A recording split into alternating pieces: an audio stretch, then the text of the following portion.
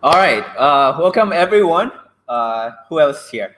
Let's see. I have 9 people watching me right now. So as you can, it's very interesting because it's what I see from many of the students that I have talked about and that I have talked to in the past about improving their English. Because like the first time you talk to them, like you will have 100 people amping up about getting better at English. And then the second day you talk to them, it's like, 80 people. And then the third day, we're like 70 people. And then, a week later, you have like 2 people or something like that. So my first day of live video, it was like 25 people. And now it's about 11. So that's very interesting. Maybe I'm just a shitty teacher, which is probably more likely.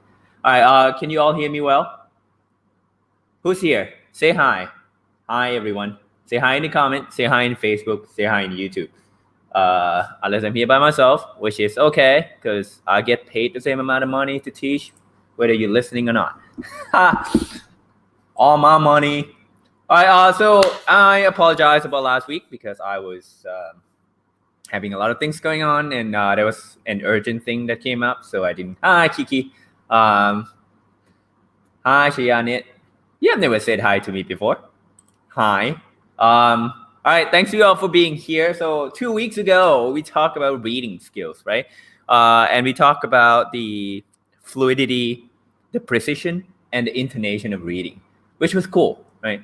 But then you're probably sitting there and you go, but how do you actually apply it? So today we're going to talk about that. Specifically, we're going to talk about applying your reading skills in a standardized test setting. Which means if you're looking into taking Toefl, TOEIC, or tell me more, is that even a thing? Like, if you're looking to do any of that, then today might be more concrete as far as the usefulness of my video to you. All right, but before we start with that at all, let me show you this wonderful, exciting thing. Boom. All right, so today is all about practical reading. How do you actually apply the reading skills in standardized test setting? But before we even go there, like I said, today we have prizes. So we have 14 prizes, which I will give out throughout the video lecture. The rule is simple. The rule is that I will give out a handful of them if you stay all the way until the very end of this video. All right, that's rule number 1, just a handful of them. Throughout the video, I will ask you some questions. And if you answered, if you are the first one to answer correctly, then you get the prize, right? It's pretty simple. I think it's some kind of stationery bag. So to pick up the prize, first I will announce your name on the video so that everyone knows who gets the prize. And then you can pick it up at academic division. I believe that is in building 7. Okay. All right. So before we start at all, how about we do this? So we didn't meet last week, right? So we haven't seen each other for 2 weeks. And the goal of this video, like I said, is not the goal of this video series is not to teach you how to pass your TOEFL. It's not to teach you how to pass your TOEIC. It's to tell you my experience of what I did to pass TOEFL and TOEIC. Right? I actually don't remember my score, but I was placed in the like 95th percentile or something ridiculous like that, right? And I suck at learning English. So again, the goal is not to teach you all the things you need to do to pass. The goal is to inspire you to get shit done. Okay? So we haven't met for 2 weeks. How about like the first 3 people who share in the comments of what shit they got done over the past 2 weeks get the first 3 bags, right? What did you do in the past 2 weeks? What shit did you do that improved yourself? Did you read a book? Did you watch a movie in English? Did you turn off the subtitle? Let me know. All right. While we wait for the answer, again, the first 3 people who answered what shit they got done over the past 2 weeks get the prize. Doesn't have to be students. It can be anyone that is watching me right now. There are only 13 people watching me. So I don't know. One of you must have done something, right? So let me tell you mine. In the past 2 weeks, I finished 2 books. They're both in English. The first one is a non-fiction about how to handle basically toxic work environment. Sounds like PSU. Anyway, the second one is a novel. It's a Buddhist-inspired novel. Okay, so that's what I did over the past 2 weeks to get better at English because everyone can get better. What about you? What did you do? Okay, come on. The first 3 people who say something, just say something. Just say something. Let me look at you. Let me watch the camera. All right, say something. What shit did you get done over the past 2 weeks? Just anything. Did you listen to any English music? What's your favorite song? What did you do that made your English skill better? One of you must have done something. I'll wait. I'll wait. How's that? If nobody talks, we're not going anywhere.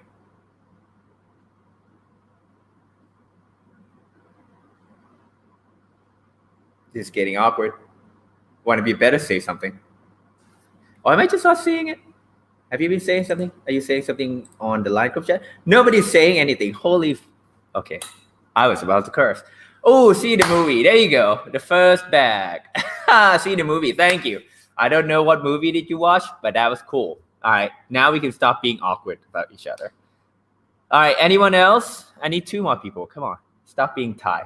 You need to learn English. You need to start acting like non-Thai because you're speaking English. And it's true. When you speak different languages, you actually think differently. Ooh, Muk Si Papa. Cool. You have to turn off the subtitle. That's amazing. I watched a movie in Spanish for about 10 minutes. And then I turned off the subtitle. And then I went, holy crap. I don't know what the hell is going on in the movie. Hey, Kiki. You just read class English material. Class English material. That's cool. Because, it doesn't matter what you did as long as you did something, right? That's the point of this whole entire series of video. You just need to get some shit done. If you need to read something for your class, you need something for your class. All right, so congratulations to my mouse that's not working for some reason. Okay, congratulations to Nam, I don't know what your name is. I probably butcher it. Muk and Kiki. You may get your bags at academic division. Woohoo! All right. Now, let's move on to the real shit. The real shit is this practical reading, right? What do we have to do in a standardized test setting, right? So today I will give you 2 examples. One from Toefl. I don't know how many of you are taking Toefl and how many of you are taking TOEIC. One set of examples will be from Toefl. Another set of example will be from TOEIC. Okay. If you would like to follow along or get the class materials, you can scan the QR or go to the website, the link of which I will send in the comment right now. Okay, so you can either scan the QR or go to the website that I have posted on the comment section of this video. All right, so this is what's going to happen when you go into the reading section of a standardized test. The first thing that you're going to see, they're going to say, welcome to part 7 or whatever part of that test. And then they're going to say, read the following passage and answer the following questions, right? And then you're going to be hit with this. Boom. All right. At this point, who shit your pants? Like, you're like, oh my God, holy crap. What the hell is going on? Right?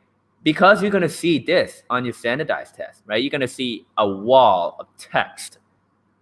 And then, honestly, though, let me know who does this. Like, so you see the passage, and then you follow the directions completely. You're just like, okay, the directions told me to read the passage before I answer the question. So you just go ahead and read the passage. So you just go, the rise of Teotihuacan. Right? And then you just read that wall of text and then answer the questions. Who does this? Immediately, just go from the very first line, read it all the way until the bottom of the passage, right? If you do this, you're doomed. You're kind of screwed because, as I said last week, and as you will see more next semester, the worst way to read anything is to start from the top and read it all the way to the bottom, right? The worst way to read a book is to start from the front cover and then read every single sentences until the back cover. That's not the way to read, right? There are a few problems for those of you who do this. The first one is that this kind of reading material is picked so that it is hard, right? Why is it hard? Well, the first of all, it's going to be on a subject that you know nothing about, right? Who has been to Mexico? Probably none of you, I would say, right? So you will see that the issue or the topic that they pick will be something that is one, generic, but two, unfamiliar, right?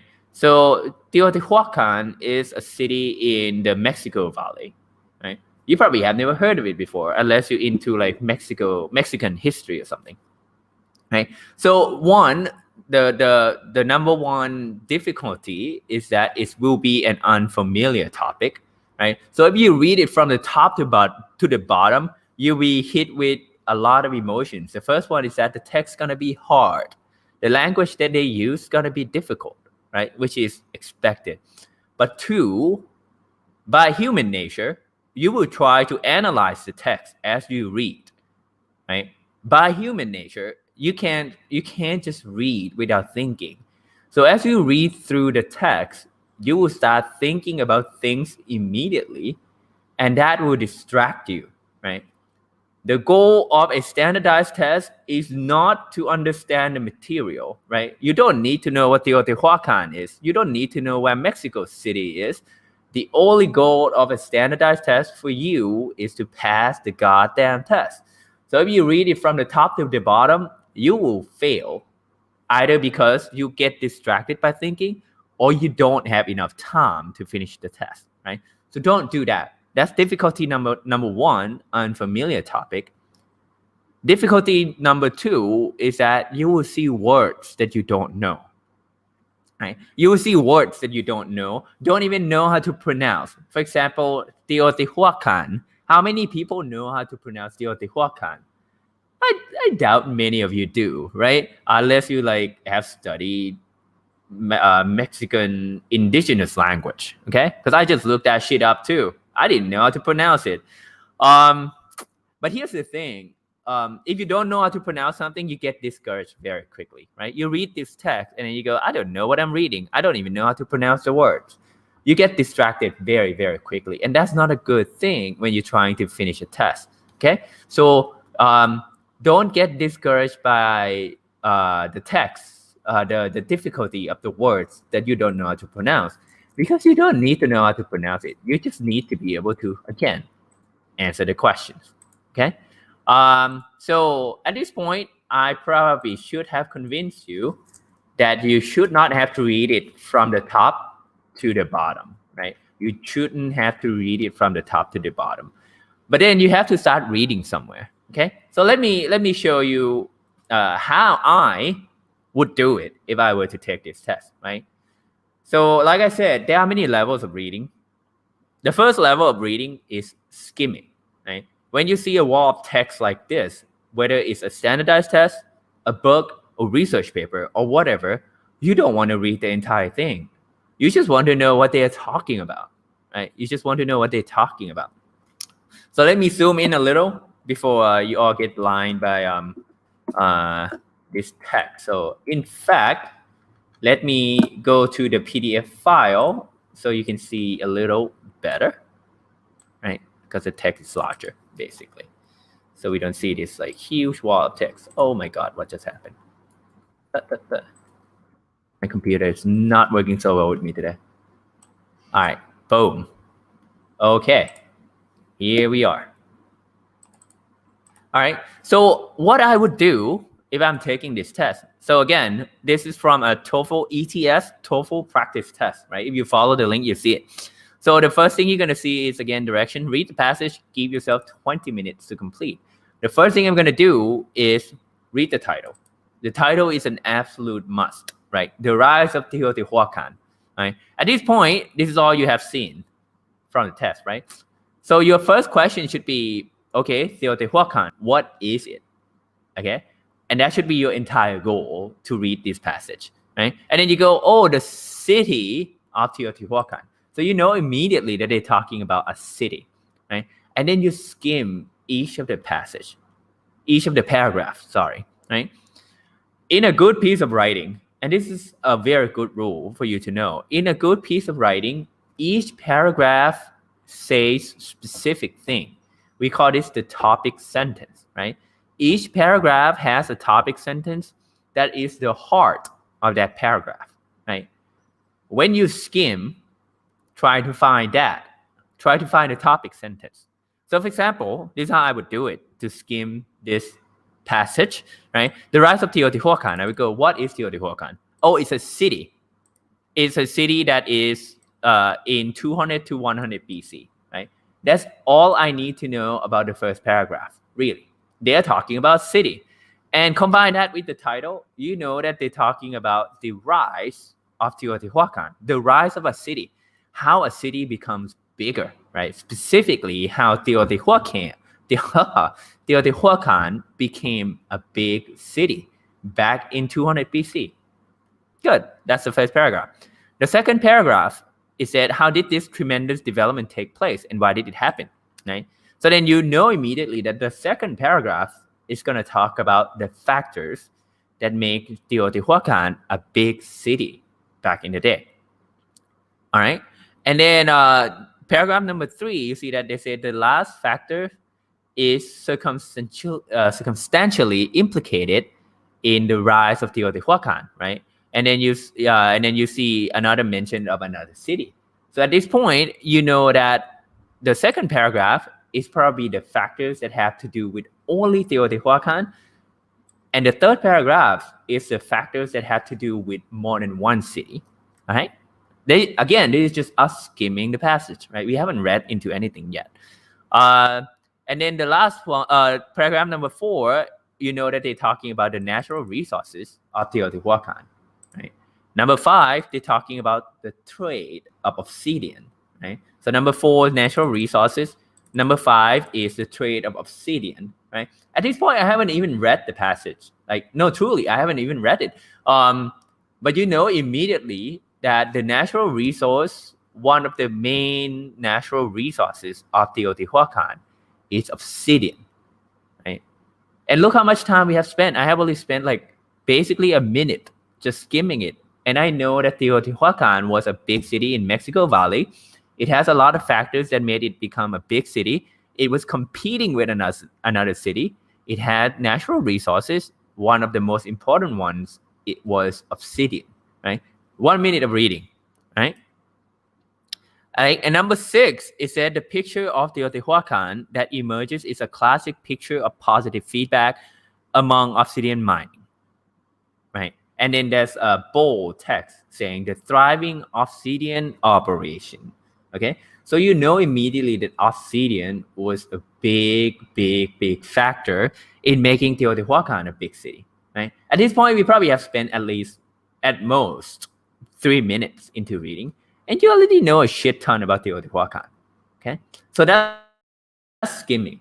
So the goal of skimming is just to get you familiar with the topic, because again, you are more likely to get an unfamiliar topic. Okay. So why did I tell you to skim? Why don't I tell you to read it from the front to back, right? Again, because of the 2 difficulty factors. But more than that, in a standardized test, they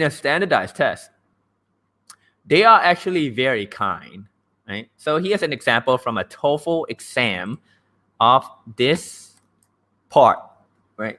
Here's the question. In paragraph 1, each of the following is mentioned as a feature of the city of Teotihuacan between 80, 150, and 700, except what? Right? So that's the question that you're going to see. Why did I say that they are kind to you? Because they specifically pointed out that it is in paragraph 1. So how many paragraphs do you have to read to finish this one question? 1. Right? 1. So imagine this. If you didn't skim it, if you read it the entire way through and you're not a good reader, you could spend 10 minutes just reading the passage, right? 10 minutes reading the entire passage from the top to the bottom, and then you don't have enough time to answer the questions. If instead you skim it and then you try to answer the question immediately, you see that you reduce the amount of work that you have to do to just one paragraph to answer this question, right? Just one paragraph, right? So let's see what that paragraph does, right? This is the paragraph and the question, right? So again, it asks, in paragraph 1, each of the following is mentioned as a feature of the city, except what? Okay, except what? All right. The first 2 people who answered correctly get bags, get free giveaways. How about we do it? Yeah, let's do it that way. All right, send your comment, send your answer in the comment section, and then we will go through the solution together. Actually, in fact, let's do this.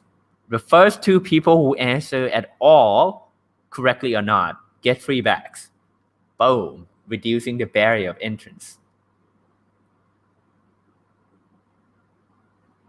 Right, so I'll give you some time to read through the passage, and then when I have at least 2 people answering the questions, we can move ahead.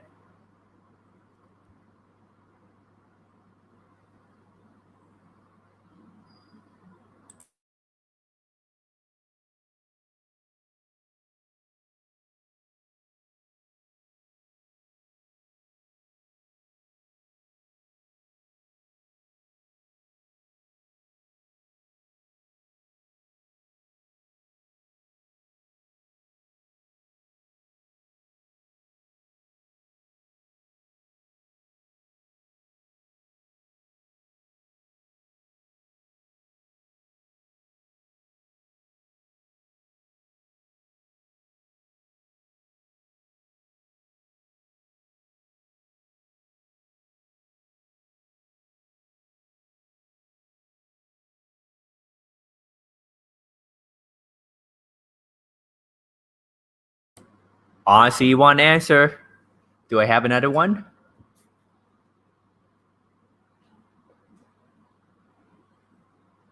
Come on, one more. One more person. Please.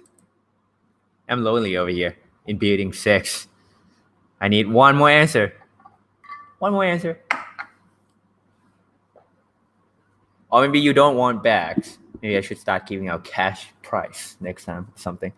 All right, let's move on.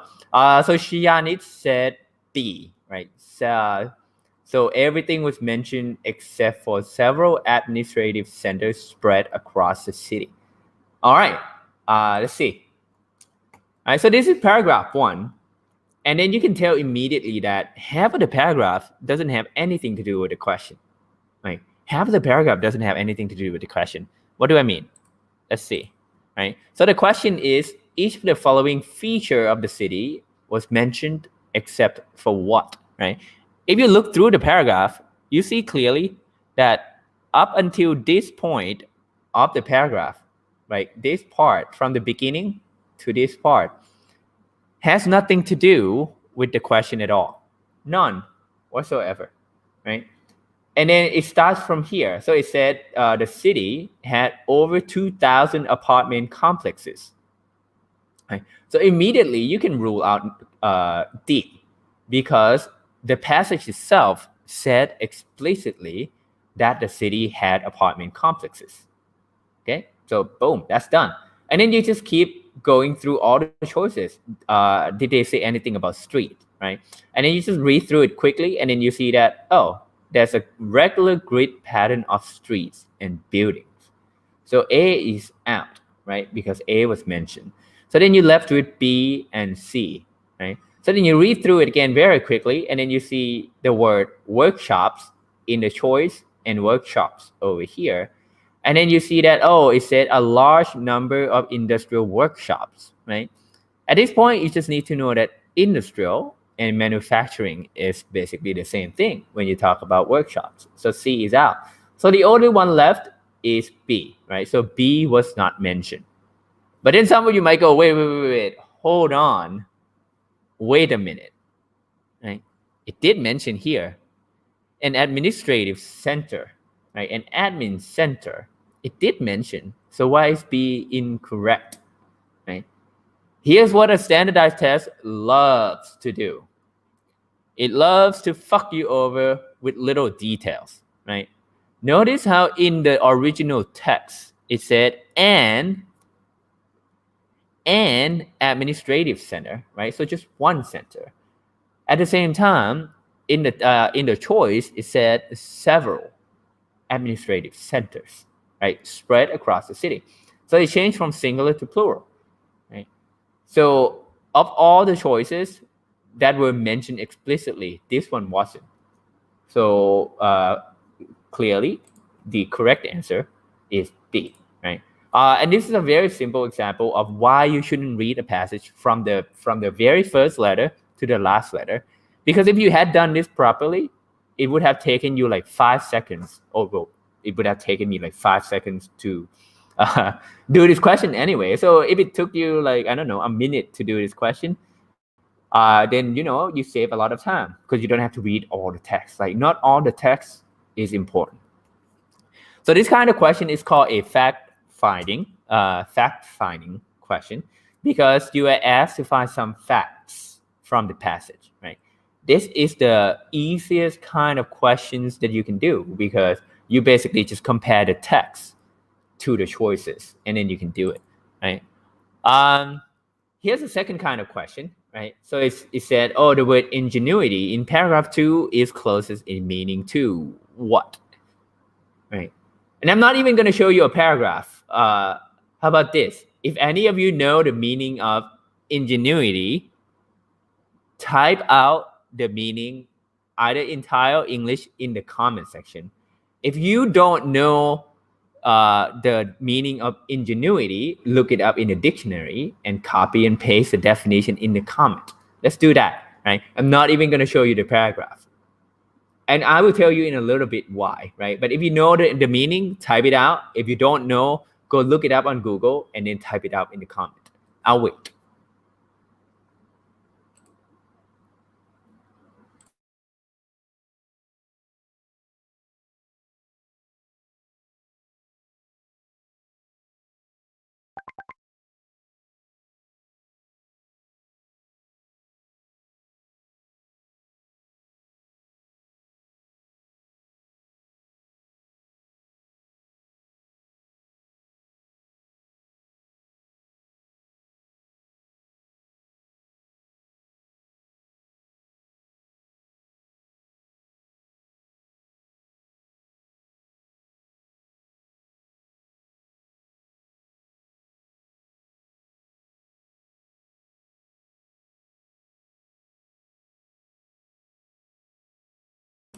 God, you're all boring. Go look it up. D, cleverness. Woo! All right. Thank you. You get second bag, I guess. I don't know. I don't know how this works.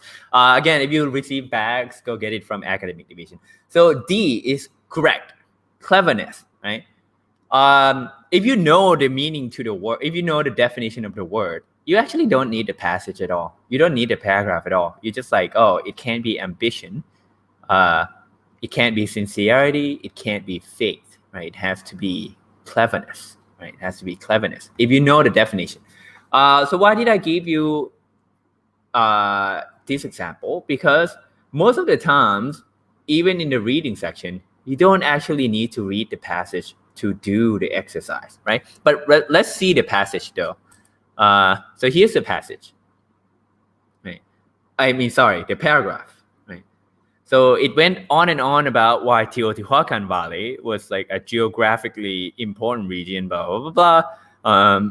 And then toward the end of it, they said, well, there are many factors that made Teotihuacan a significant location, right? Including the ingenuity and foresightedness of Teotihuacan elite. Right? So notice that even if you had read the passage, it doesn't really help you answer the question at all. You just kind of need to know what the word ingenuity means, right? You just kind of need to know what it means. But if you know what it means, you don't actually need the passage, right? So if you spend your time reading from the top to the bottom, congratulations, you just wasted your time.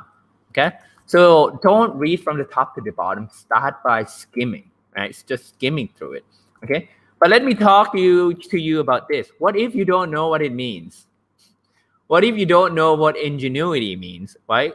This is when the passage comes in handy. This is when the passage or the paragraph will help you. Okay. So in the paragraph, you can pretty much just ignore everything, right? Zoom in on the word that they want to talk about, right? Ingenuity, and look around, look for the context, right? So the context of this say that there are many other factors that made Teotihuacan's religious significance, right? Basically, make the city awesome, like make the city big and amazing, right? And one of the factors is the ingenuity and foresightedness of Teotihuacan's elite, right? That's one of the factors. But let's just say after reading this, you still don't know what ingenuity means, because it could be the ambition of someone, or the sincerity of someone, or the faith of someone, or the cleverness of someone, right? So you still don't know, but you know that it has to be something that made Teotihuacan special, right? Something that made Teotihuacan special. So this is when guesswork comes in, right? First of all, if you don't know any, if you read this part of the paragraph and you're like, I still don't know where to go, look at the words that you know, right? So you know that Teotihuacan is the city, right? And then you probably have heard of the word elite before, right? If you have like a credit card or whatever, it's like, or like, if you ever fly anywhere on an airplane, it'd be like the elite member of, I don't know, Thai Airways or some shit like that, right? So you know that the word elite is considered to be people of higher status, right? So if you have a people of higher status, then they are probably ambitious, sincere, faithful, or clever, right? They could be any of this, but you know that it has to be a good quality or good property, right? But then notice that this entire paragraph is talking about why Teotihuacan, the city, was better than other city, right? So think to talk to yourself this way. If you have two cities, and in each of the cities, you have the elite, right? The ruling class, right? Why did Teotihuacan become successful, but not the other city, right? So you have to think about the ruling class of the two cities. Obviously, both of the cities, the ruling classes are ambitious, right? They both have ambitions. They are both probably sincere because they are ruling the city. They are both probably faithful to the religion, right? But clearly, only one of them was probably smart. That's why Teotihuacan was bigger, right? So cleverness is the only distinctive quality between one successful case and one unsuccessful case, right? So just going by that logic, you can probably guess D, right? You can probably guess D. So the moral of this story is this: sometimes even in the reading section of a test, you don't actually have to read anything at all. You can just think through it and save time. Okay, so this second type of reading skill is what we call coming to terms, right? Or precision of the word. Notice that even if you don't know what the word ingenuity means, you can come to terms with the others, right? You can come to terms by thinking through the logic of the writing, right? It's what we call coming to terms, which will come in handy a lot when we start talking about reading research paper and stuff. So we have answered 2 questions and we haven't even read the passage, right? So let's see. We have spent probably 4 minutes skimming the passage, maybe 2 minutes 1 minute answering the first question, 1 minute answering this question. You have 14 more minutes. 14 more minutes to do the other questions, right? You're saving a lot of time. Compare that to spending the first 10 minutes just reading the passage and haven't even answered a single question. At this point, if you don't answer the rest of the questions for this section, you have already scored 2 points instead of 0. Okay, so that's why I don't encourage reading from the top to the bottom. All right. So hold on. Let me. All right. So number 3 is another example of a fact-finding question, right? But this is a negative fact-finding question. So it asks which of the following was not mentioned in paragraph 2 as the main factor, right? So this is similar to question number 1. In question number 1, you ask to find something. In question number 3, you ask to find something.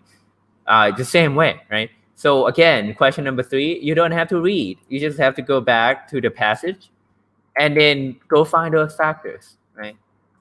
So that's pretty simple. I'm just not even going to give you a solution because you can go back and look through it yourself, right? But this is what we call a negative fact finding, right? You just find what is not there. All right, but let me give you this question though, because this one is kind of interesting. Question number 4, right? Again, it said, what can be inferred from paragraph 3 about Quetzalcoatl? I hope I pronounced it correctly. I think so. I looked it up. Quetzalcoatl, right? Prior to 200 BC, right?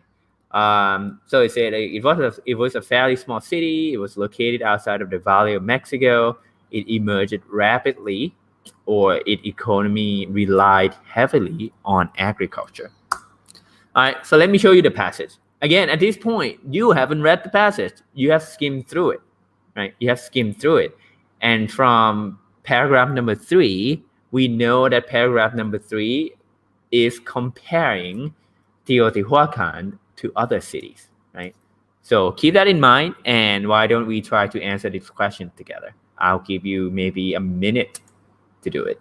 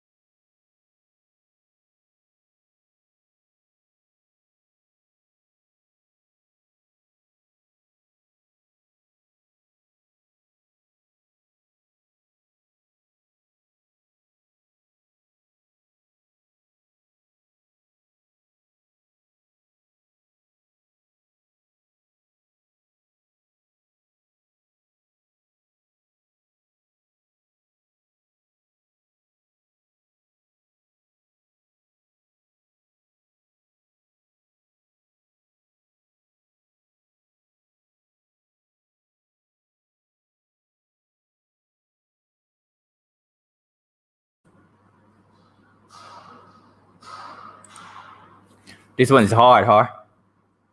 Or you just get tired, or I just have a lot of bots watching my video.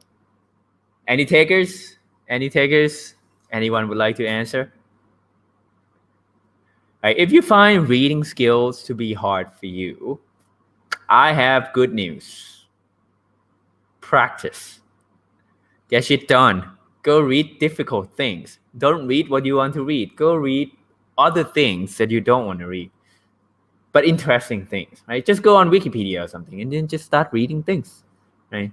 And then you will pick up these skills naturally, right? Just read a lot, like read a lot, okay?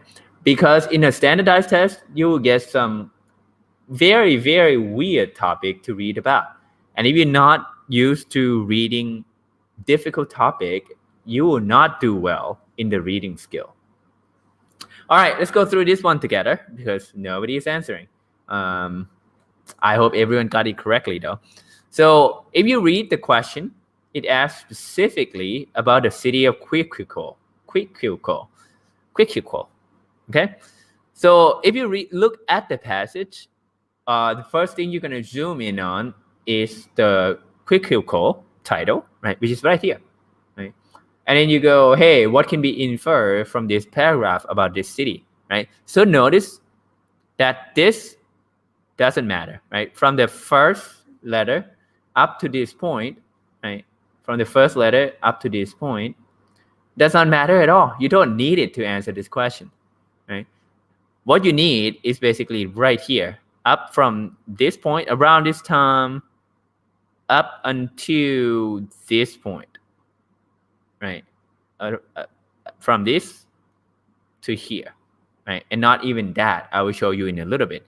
So so then you go, okay, now I have to read basically 2 sentences. You go, around this time, the largest of these centers, Quiquilco, was seriously affected by a volcanic eruption, with much of its agricultural land covered by lava.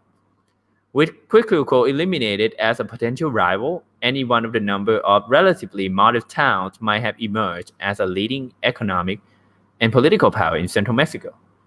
2 sentences that I have read, right? So basically, the first sentence say Quiquilco was fucked over by volcanic eruption, right? So then they lost agricultural land. And the second one was that, well, with Quiquilco died, any cities could have risen in place of it, right? But we don't care about that. So really, the number of sentences that you need to answer this question is only one. This one sentence, right? From around this time and with lava. All right. So let's look through the choices. It said Quiquilco was a fairly small city until that date, right? It didn't say small city. It says small center of development. It could be a big city, but a small center of development, right? So that's out. Quiquilco was outside of the Valley of Mexico. So then you look into it and you say, oh, it's in and near the Valley of Mexico. So whatever. It emerged rapidly as an economical and political center, right? So then you look back here and then it doesn't say anything. Like prior to 200 BC, it just say, oh, it's like there are some centers. You don't know whether it emerged rapidly or not. It could have been there a long time, right? So that's out here. And the last one you say, it says its economy relied heavily on agriculture.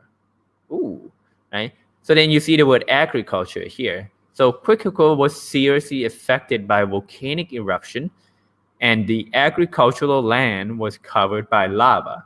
So obviously, agriculture had to be important, otherwise it wouldn't be mentioned, right? Because when you think about volcanic eruption, the first thing you're going to think about is property damage, right? Lava covering everything, burn everything up. So you would have expected like city burning down, street burning down, but you didn't expect agricultural land covered by lava, right? The fact that it was mentioned, right, means that agriculture was important to Quiquilco, right? And also the word inferred means that it wasn't said directly, right? It wasn't said directly that agriculture was important, but it was mentioned, right? If it was mentioned, then it was important. So the correct answer is D. Right? You can also go from the word inferred to say that all the other choices were not correct either. Because when you infer something, you're not saying something directly, right? You say something else that means the same thing, but you're not saying it directly. Okay? Whew. So this is one of the most difficult type of questions that you will find in a reading part of a standardized test. The thing that you were asked to find was not on the text explicitly. So you have to think through it a little bit, right? So how do you get better at this? Well, one, do not read the entire passage. Skim through it, right? Because like I said, like you only really need one sentence here to answer that question. Second, read a lot. Like you have to read a lot to understand the nuances of the answer, or like the infer and implied aspects of reading and writing, right? So there's no way around doing a lot of test exercises, basically, right? So that is, oh my God, my computer is going all over the place today. So that was the first kind of reading test that you will find, right? A long passage, and then you were asked to answer some questions, basically. So in summary, right? do not read from the top to the bottom. Only fools do that, right? You only do that when you read books, when you read research papers that are really important, right? Other than that, there's no situation in your life that you should read anything from top to the bottom without skimming first, right? If you skim something and then you think it's important, then you go back and read it again, right? Not a big deal. But you should be able to skim through the reading material very quickly, right? What happens if you don't know how to skim reading? Well, practice, right? Do it a lot. Go do exercises. Go do test exercises over and over and over and over again, and then you will get better at skim reading, right?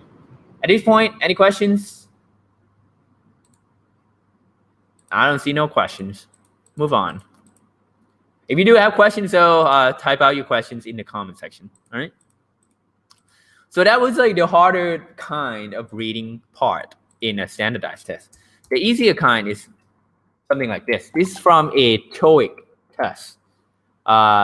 So this kind of reading will be a short passage about something that you might find in a business setting, right?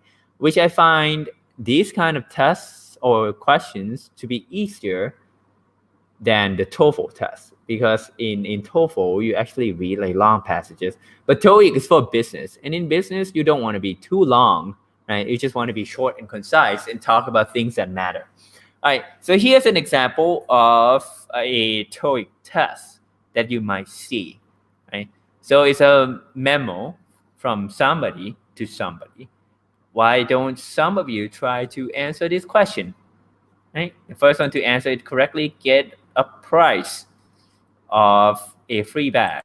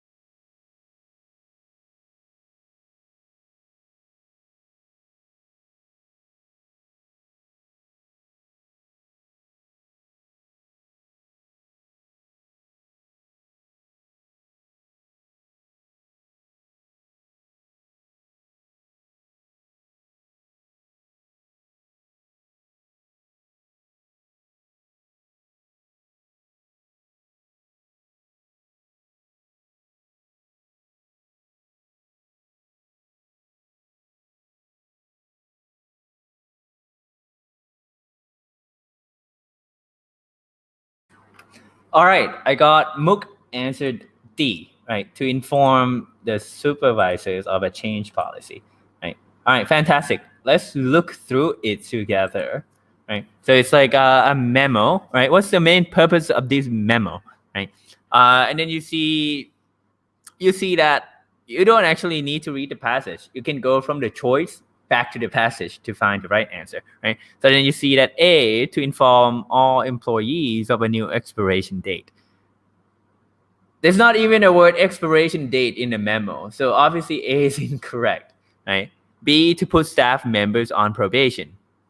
Well, you see the word probation, but you don't see any names mentioned specifically, so B is out, right? And then C, to introduce the HR department. The only time the HR department was mentioned was here. The HR department will contact you by email 2 days in advance to remind you of the date, right? So it's not to introduce the HR department. So obviously the correct answer has to be D, to inform supervisors of a change in policy, right? And this is confirmed by the word to over here, and then the text of the memo. But notice that you don't actually have to read it, right? So because A is wrong, B is wrong, C is wrong. So obviously D has to be the correct answer, right?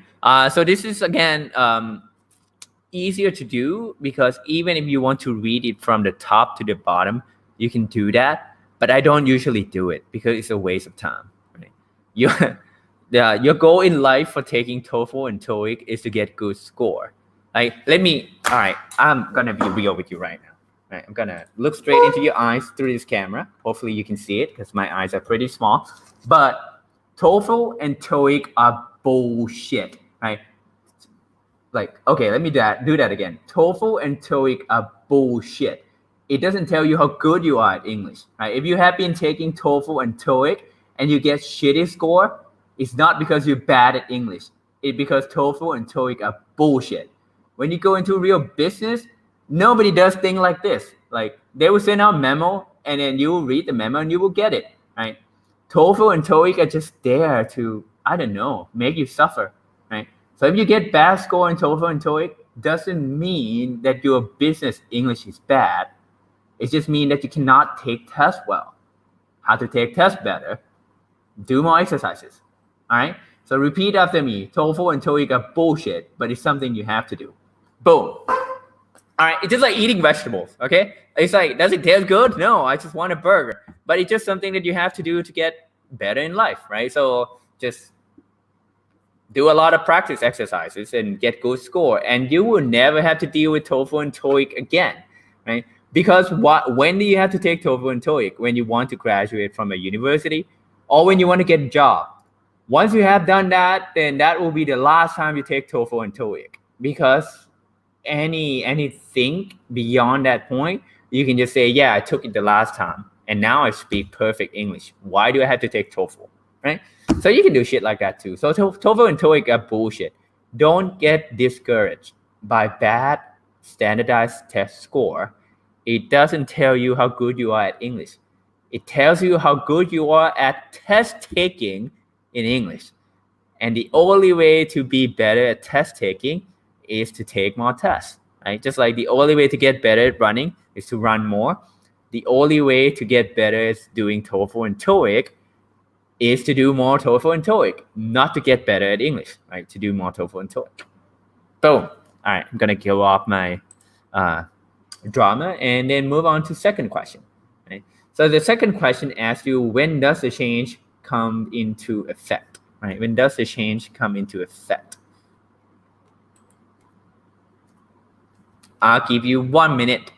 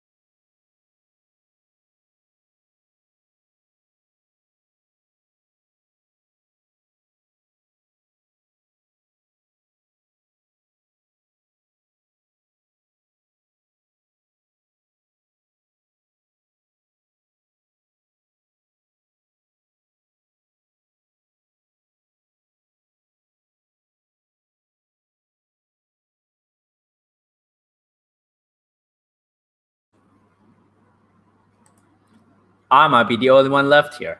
Anyway, so when does the change come into effect? Okay, so if you read the passage, it said, as of January 1st, all new employees will be subject to a 3-month probationary period, right? And then you see, so this is how I would actually do it, right? I would go from the choices back to the passage, right? So it would say like today. So you look for the word today here. I don't see the word today, do you? Obviously A is incorrect, right? And then you see in 2 days, in 3 months, and on January 1st, okay? So in 2 days, you just look, oh, it says so here in 2 days. And then you read the sentence around it. So I would go, the HR department will contact you by email 2 days in advance to remind you of the date. So that doesn't have anything to do with policy coming into effect. That's having to do with the HR emailing you about when it will come into effect, right? And then the word in 3 months comes up for the probationary period, right? which is not the date of that the policy comes into effect. So then the only one left is on January 1st, right? Which is the very first word in the passage, right? So then boom, done. You answer with D. Okay, so that's pretty much how I would approach the reading section of a standardized test. Again, in summary, don't read anything from the top to the bottom. Don't read every single letter. You don't need to do it, right? 2, it's usually easier to go from the choices or the answers back to the passage to find what you need, okay? And then 3, which is probably the most important thing and the thing that I want you to understand, is that TOEFL and TOEIC don't tell you how good you are at English. They tell you how good you are at test taking in English, right? Doesn't have anything to do with speaking English or understanding English or your English skills for that matter, right? Because anyone can improve English skills. So if you have been getting bad TOEFL or TOEIC score, don't be discouraged. It's just test taking, right? And to get better at test taking, take more tests, do more exercises.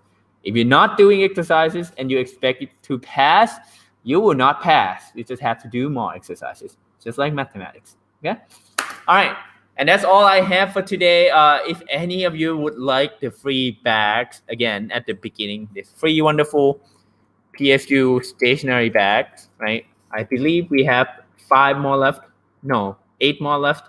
And I have only 12 people here. So if you would like free bags, go get it at academic division, since everyone gets one, right? Because I have 14 people watching this video at the top of the video, at the peak of the video, right?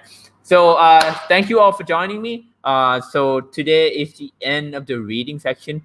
Again, if you want to get better at taking tests, take more tests, right? Do not do anything else but take the test. But taking tests and getting better at TOEFL and TOEIC will not make you a better English user, okay? Just simple as that.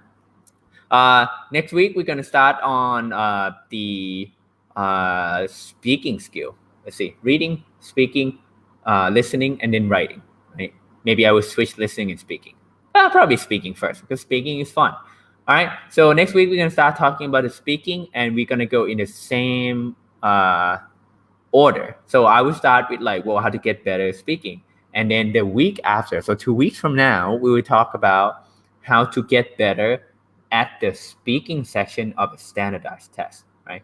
But the bottom line for all the section is this: you need to take more tests to get better at test taking, okay? TOEFL and TOEIC are not measuring your English skills. It's measuring your test taking in English skills, right? With that said, thank you all for joining me, and I will see you again next Friday at 1:30. All right, bye.